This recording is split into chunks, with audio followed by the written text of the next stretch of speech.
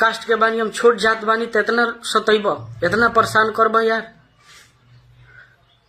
10 गो नाम हो गईल, हर जगह गाना आदमी देता बेचता नहीं, उनसे घर दुआर अपन चलता, घर के अकेले आदमी बा।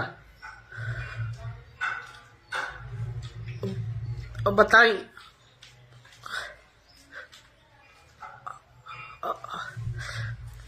का हर कलाकार के साथ ऐसे करिए? हर कलाकार के माने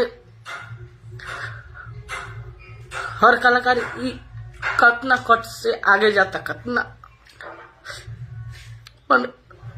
कितना अति बेल के आगे बढ़ता। तू करे के इतना टच करबो यार। तू कहला का रउआ सब ये चाहता नहीं कि हर कलाकार के साथ ये होके?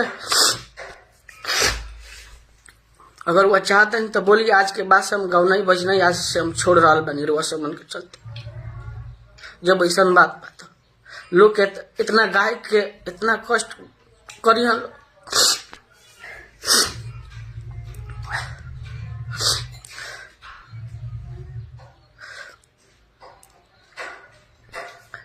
धमकी देता रहे कि प्रोग्राम में जब भी कहीं आइबो मुआए मारे। हर कलाकार के साथ वही बिहेव।